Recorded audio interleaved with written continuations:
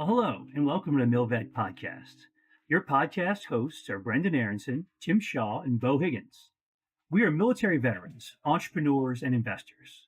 But most importantly, we strive to empower military service members, veterans, and their families.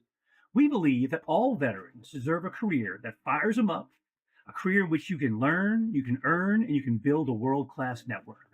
On this podcast, we interview civilian and military veteran leaders who are incredible founders, writers, thinkers, and investors.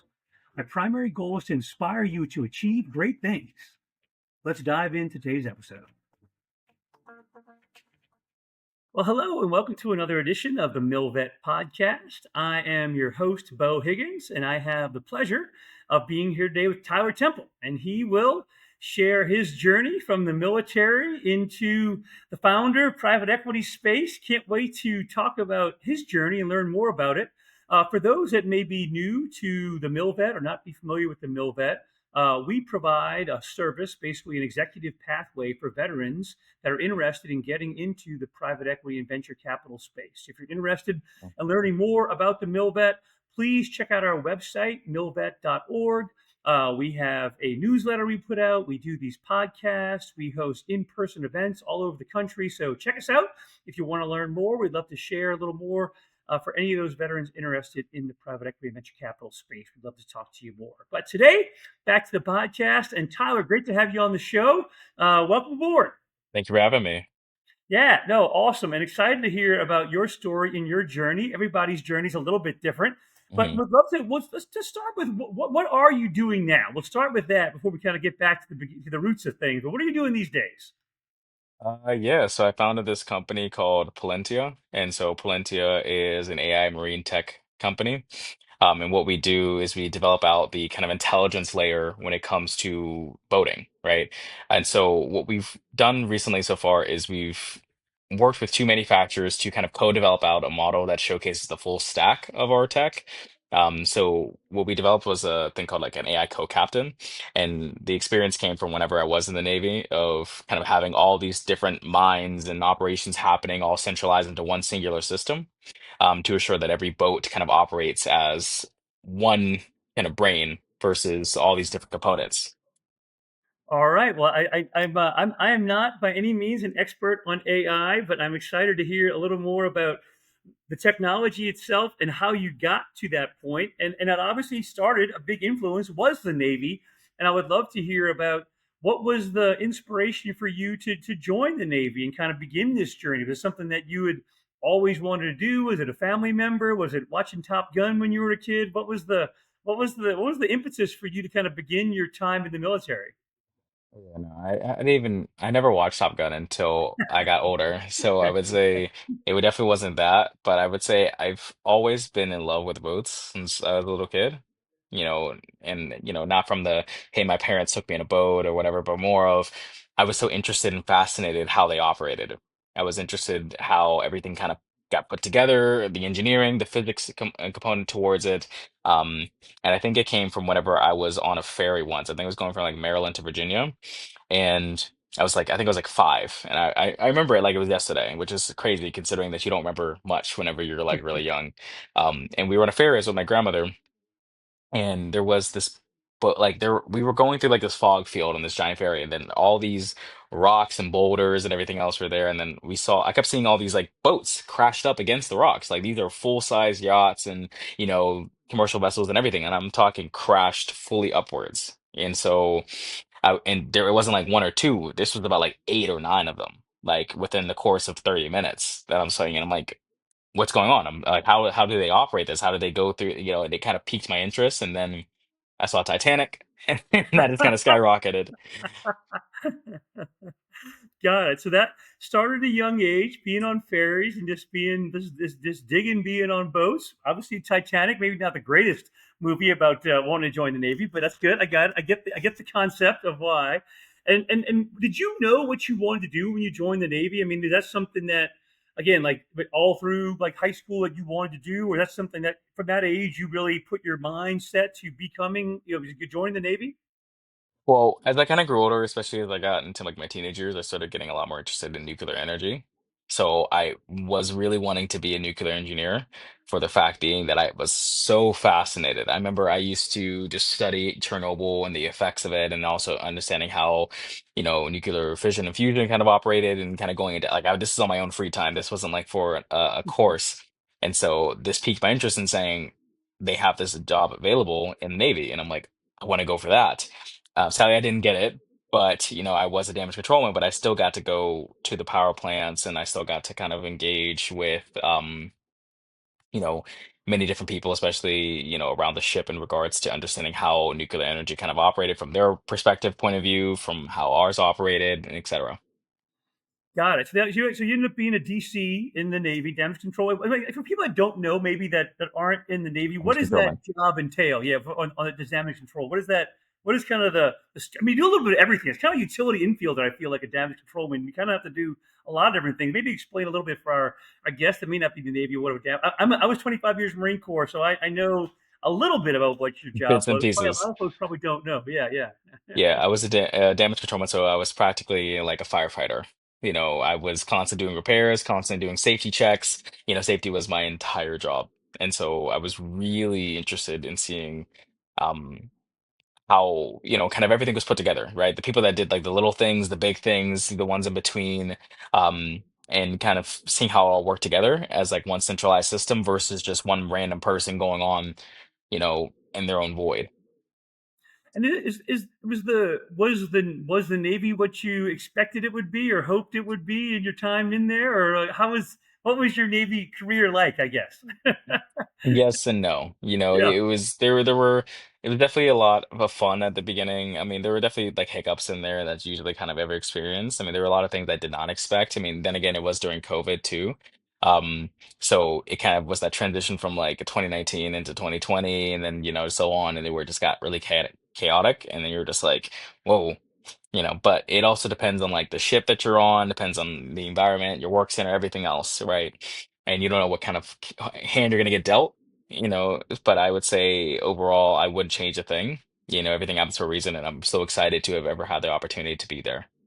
Yeah, no, for sure. And I think you're exactly right. I mean, a Navy ship is like in the military, your unit and the commanding officer matters, the people matter, the location matters, just the mission you doing matters, right? I mean, if Mhm. you're in a time of war, or by time of COVID or whatever, I mean, all those things can shape your decisions of what you're going to do. Are you going to stick around? Are you going to stay in? The leaders you have. But I mean, what would Mhm. you say? I mean, I mean, how long were you in the Navy total? How many years do you stay in?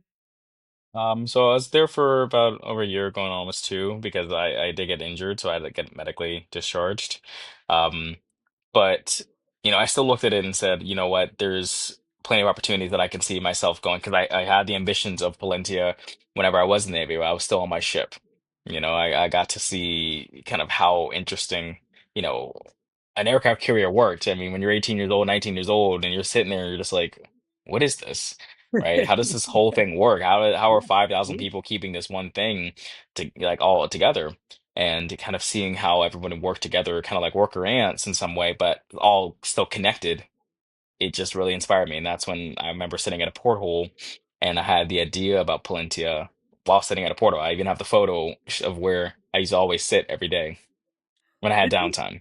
it is amazing being on a ship like that. I mean, and being on an amphib, not quite as big as being on a carrier, but it's like a little city. I mean, they have a little bit of everything on there. It is fascinating. But to Starbucks. your point, right? Well, we didn't have a Starbucks. We had just Mhm. bad Navy coffee, but that's still it's pretty amazing. Just and everybody knows their role. Everybody has their place. And you figure it all out. Like you said, like you have the worker ants. Everybody kind of knows where to go, what to do, and you just make it happen out there. But I mean, whether your career is, I always say the same thing. Whether you do one day or 30 years in the military, I think you're going to get something out of it. Hopefully for the better. Most folks obviously take that experience and what you get out of it and can turn it into something. Hopefully like yourself and the idea that you had being there with some of the downtime. It's certainly being on ship. There's always going to be downtime when you're out there and having that using that downtime for a good purpose to be thinking about what next in life, which is pretty cool to be able to kind of figure Yeah. that out when you're out there at sea and you be turning some circles in the water, to figure out what does come next. So, what would you say though? I mean, you took from, maybe not a long Navy career, but what would you take from your time in the Navy, in addition to the idea of what you ended up doing, that has helped you be successful, on the backside of it?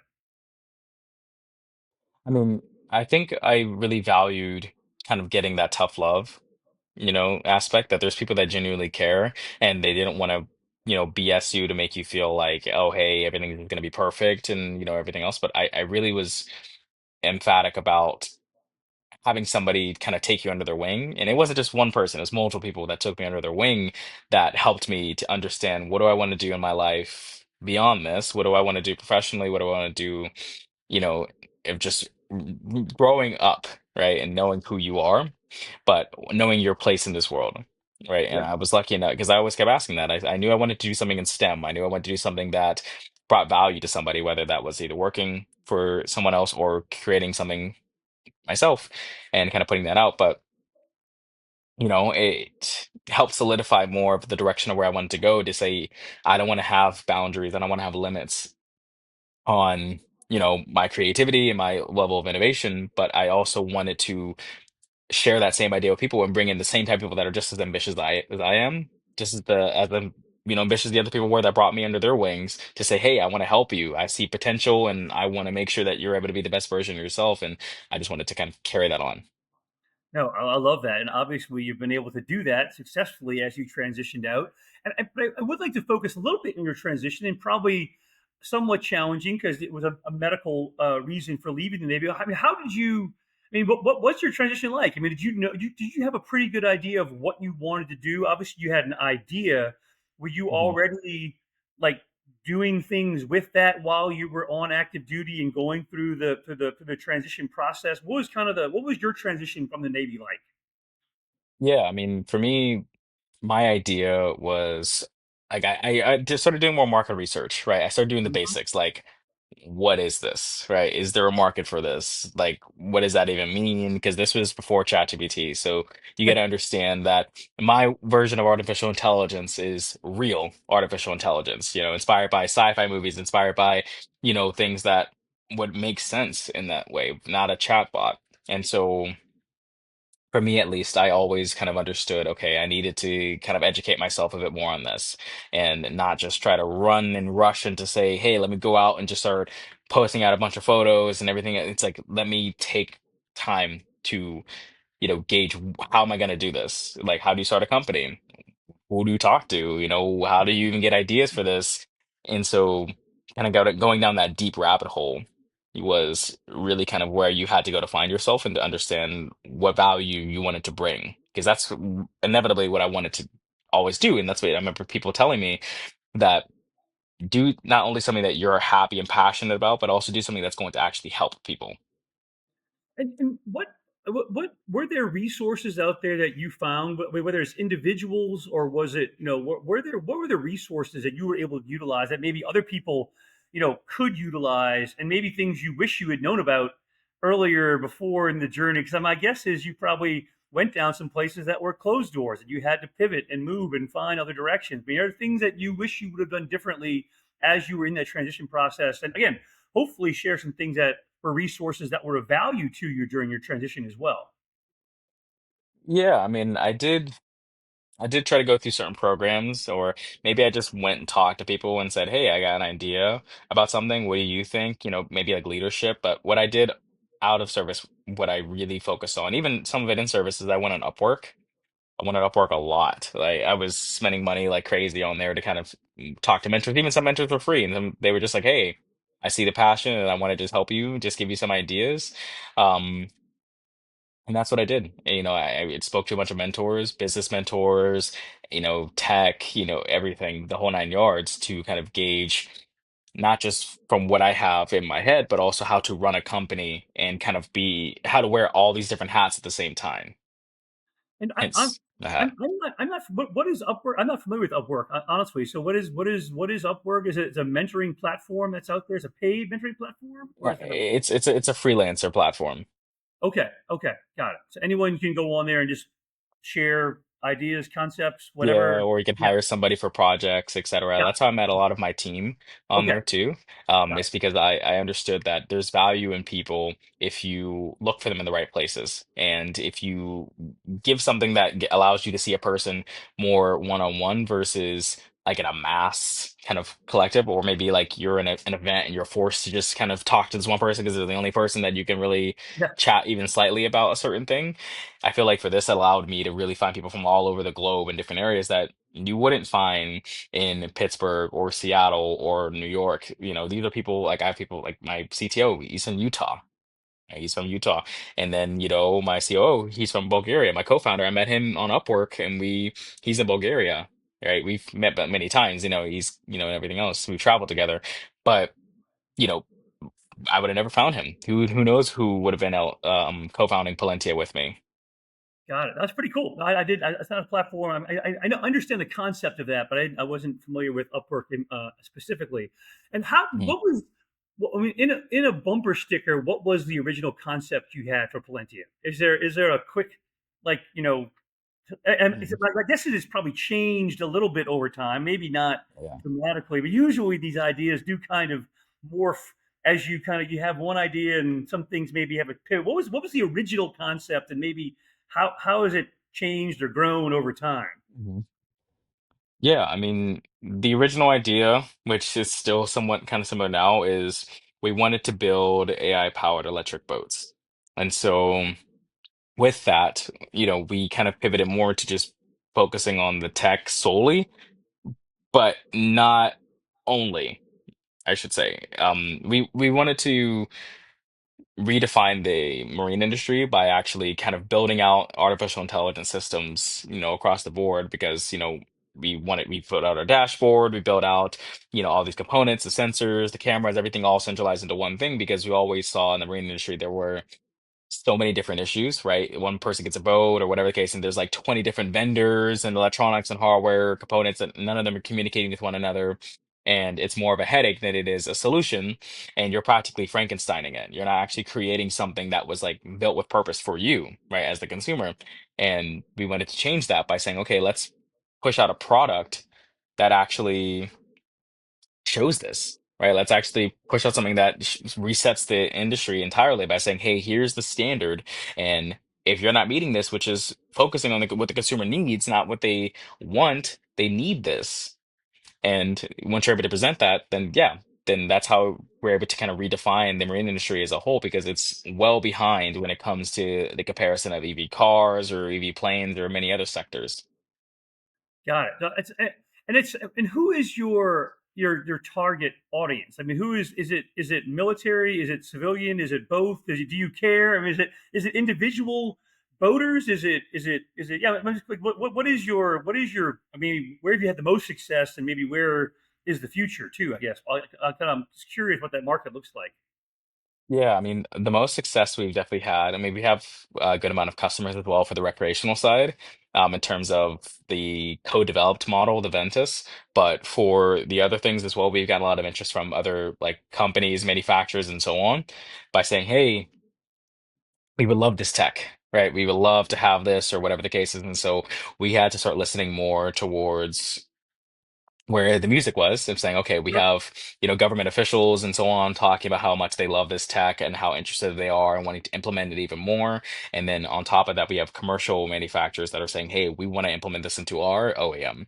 And so for us, we were like, okay, then let's start pivoting towards that, but also co-developing out models to kind of have a platform to show what the tech looks like in its full stack capabilities versus, hey, here's just some simulations or even here's some like testing video. It's rather showing it in, top to bottom what happens when you build the vessel around the tech. It's kind of like how building a human body, right? You have the soul, you have the brain, you got the eyes, you got the heart, and then the whole body forms around it. And we wanted to take that same approach. Got it. That's a fascinating approach. And again, I have to obviously pivot to where the market is and what the demand is, right? If you Hmm. build the greatest thing in the world, but nobody wants it, that's not going to help anybody out there, right? And be listening to the customers. You can't go wrong there.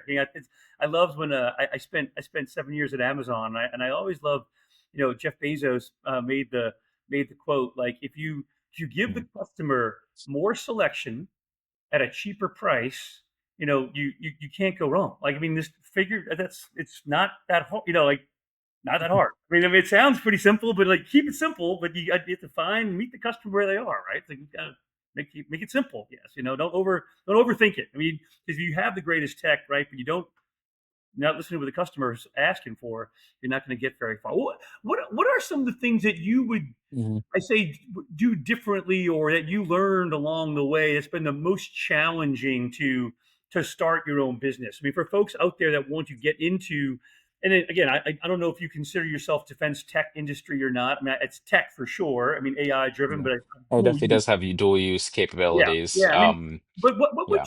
would you I mean, what would you like recommend for people that want to get into that space as a founder? Like things that to either read, to do, to pursue, like to make that journey any easier. It can be hard, obviously. I mean, it's not a lot. Most folks, to be candid, are not successful in trying to do these things a lot of times. What have you found that's worked for you, and maybe things that you would do differently if you had to do it again? Um, I would say integrity. Like doing the right thing matters all the time, right? It's very easy to get trapped into this mindset of you're going to just do this for the money and only get rich quick and get all this power and all this fame, and you're realizing like then what's the point of you even doing this then? If you're not meant to help people and you're not if you yourself are not the customer and you wouldn't buy 10 of these, then you shouldn't do it. Right? That's where I say never lose the value of doing the right thing or actually caring. I like it. I mean, keep that again. Keep it simple, as you said before. But integrity, you can't buy integrity, right? I mean, that's something that you have to build. You have to have that if you're going to be successful down the line. 100%. I mean, are there things that Exactly. if that you would do differently though, if you had to start again, that you were like, oh yeah, I wish I would have known that. Or what's been the hardest part, like for you to? I mean, usually when I talk to folks, they say the hardest part is raising money, is the capital piece, just giving 100 pitches to get to yes, but what has been the most challenging, for you to kind of get this thing going? Yeah, I mean, it's definitely don't try to wait for the right moment because there never will be. Right? We did strategize a lot of the time to kind of come figure out like what do we want to do, but I think we may have pushed it a little bit further in terms of timing to say, hey, we waited for like the most perfect time to unveil and say, hey, we exist and this is our day one, et cetera. And then that's where we're like, okay, well, let's not do that. And if I had to go back, I would say no. I would say try to get as much information as you possibly can. Look at many of the opportunities like you can do it yourself. Like what can you do on your end? What can you cultivate from other people? And then looking at solidifying a plan of saying, okay, really kind of creating this ecosystem for yourself of, all right, I have an order. Who do I go to? How does it get around? Who handles finances? Who handles this? Who handles, manufacturing, et cetera? All these different components versus trying to wrap your head around just how boating and how the marine industry works and everything else. I guess that does come, but a lot of these things come with experience because especially if you're doing something very different, you have to understand that your value in what your experience is going to be completely different. Because if you were just like everybody else, then there's nothing interesting about you. Yeah, no, for sure. I mean, what would you say is the differentiator in what you're offering? That's the goal, right? You want to have something Mhm. that is the differentiator and something that is hard to replicate as well. Because if it's easy to replicate, somebody else can do it. What is the competitive advantage of what you've been able to do or create that others don't have right now, and hopefully that you're able to maintain? So our AI co-captain system, that's my favorite thing. I remember then I had the idea of that. And so this again is the centralized brain, right? It's like having those 5,000 people on that aircraft carrier kind of compressed into a file, kind of like that invisible person who knows everything about the water, knows everything about the boat, knows everything about, you, knows as much as it can to gauge and to assure that your protection and safety is the number one priority, but to assure that the ship stays afloat. That's pretty sweet. Sounds pretty good to me. Sounds like we could use that in the Navy. I don't know. Hey, that's why it's dual use, you know what I mean? Exactly. Again, for those entrepreneurs that are out there that are in the military right now, and do want to get, I mean, obviously in the military we're surrounded by tech. We're in the defense department of defense, so Mhm. we're doing we're adjacent to defense tech all the time. I mean, are there things that you would recommend to them while they're in, if they think they have an idea of wanting to get into this space? What would you recommend for folks that want to get into this space, as ways to set them up for success, as they look to transition potentially, or if they have ideas, and what are things they can do to, potentially set them up for success if they do want to get into a similar type of a, project down the line? I would say talk to people, ask questions, even if they sound dumb. But another thing is have, again, a value that helps other people, right? Don't go into this with just, I want to get in a TechCrunch article and I want to be famous and rich and everything. Go with this with humility, that you are somebody that wants to change something that you are passionate about because you yourself can see the problem, right? Because you can speak the customer's language if you yourself are the customer. And then, looking at, okay, how can I differentiate myself that creates, like, what pain points are people not focusing on that you could focus on? That's your whole centralized thing. Like, okay, if you're looking at competitor X, what are they not doing that people hate? And they hate that they're not doing this, and then how can you create your whole value proposition off of that centralized problem? Like, okay, cool, people have batteries and have motors and everything else, and they may go develop that, but safety is apparently like a third or fourth thought when it comes to boating, when it's like, no, that should be the number one thought, is like, how safe can it be? But I want to make sure that my accessibility and ease of use is simplified versus more complex, or just like every other boat, because then it's like you're not really innovating just because it goes faster, because then people can make the same argument, why not do diesel, or why not do this because it goes faster, or maybe this company that's been in for 30, 40, 50 years, why not go for them because I know that their stuff's going to be good if I'm using the same type of tech that you can get from you know other companies that are giving out these screens and displays. And that's where we said, okay, let's really focus in on that, is that safety. Got it. So it's really, it's doing your homework. It sounds like at the end of the day, understanding the market, doing your homework is what's going to set you up for success. Did you have a challenge, or I don't know how much, you built or kind of bootstrap, but raising funds for, getting things moved, was that for you? I mean, you talk to a lot of the founders out there, and they do say a lot of times, like, look, we had to, I gave 100 pitches or 1,000 pitches, and it can be frustrating. Learn to get in your voice, kind of learning your own, Mhm. yeah. I mean, that's something that was it, I think, easy for you? Did you take to it? Did it work? Was it maybe your technology, or maybe what you have is so good, it was easy to sell and it worked out pretty well? Or how would that process go for you? I would say failing is one of the best things ever, because it helps you to Yeah, strategize and to solidify who you are and to understand where you're messing up on, because nobody's perfect. You're a human being.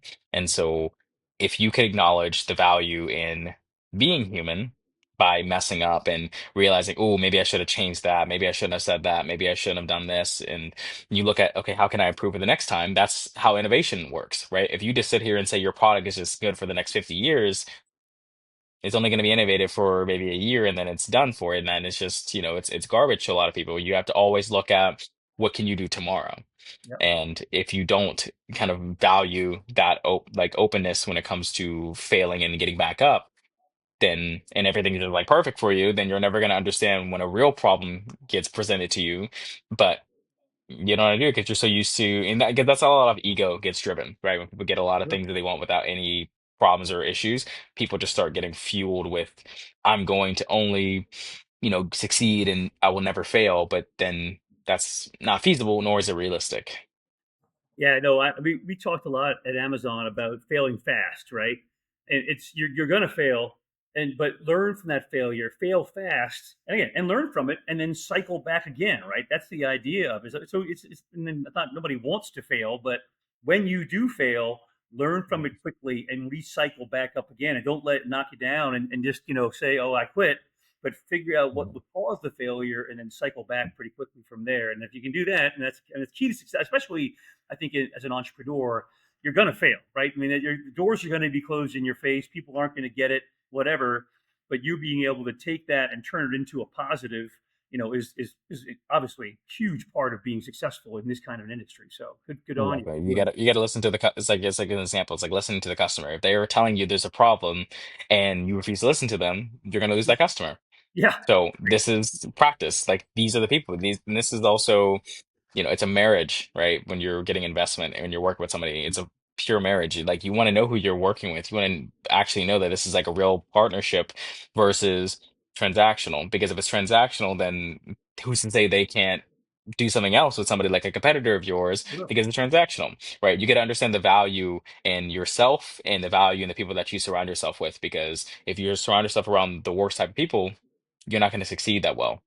Yep. No, that's some great advice on so many fronts you've been sharing there. And again, I think that's something that for anyone that's wanting to get into this business. I mean, I don't know if it's necessarily rocket science, but it's important to hear, the things that you're saying and the keys to success. And you're obviously being successful in this. What do you see as the future for you? Like, obviously, this is going pretty good. The business is growing. I mean, what's next for you out there? What's the but if we talk in 3 years, where are you sitting? What's going on in your world? I mean, I guess our goal really is to kind of solidify as a primary source when it comes to, marine intelligence, right? Versus, and we don't want to be an afterthought. We want to be the first and number one selection to say, hey, if you do not have this centralized system or this like advanced tech in some way that's meant to help people, then you're not innovating or you're not looking towards tomorrow, you're looking towards the past. And like, I get there are certain things that are very traditional and say maybe if it's like a wood carved boat, it's more of the art. That's not, what we're talking about. We're talking about people that are saying, hey, I'm going on my boat down in Miami and it always has these technical maintenance issues and I never know what's going on. And, I only, all these systems are all confusing and then, they're never communicating with one another and it's just rambunctious because one's running on this server, one's running on that server, one's running on this processor. And, for us, we kind of want to be like again, the primary source when it comes to how tech is being developed in the industry, but also looking at how every boat should have something like this. I love it. The easy button for boating, right? That's what I'm talking about here. I like that concept. I'm a Marine. Keep it very simple. I like that. Well, this has been great. I've truly enjoyed getting to talk to you and hearing about your journey from being on a ferry at age 5 and just being enamored with boats, and to join in the Navy and to be in damage control and to make that move into what can be a difficult and challenging space, and to hear what you've been able to get through and the success you've had and where you're taking this is awesome. Any last words or things, parting advice for folks that may be watching the podcast that are interested in getting into this space? What we haven't we talked about that we should have to share with our audience out there? Yeah, I mean, never give up. Never look at, never look at yourself and think that you aren't capable of doing something. You always are, and never be afraid to innovate, never be afraid to be creative, but also never be afraid to be wrong. I love it. I love having guys like you that were enlisted guys on the ship doing the dirty work every day, and now out there in this space, in this startup space, making it happen. I mean, again, every transition is different. Every transition story is different, and I love hearing yours. And hopefully, it inspires some folks out there that have their ideas out there watching through the porthole themselves and have the next big plan. So, thank you for being on the show today, Tyler. I appreciate it, and wish you the best of luck in the future.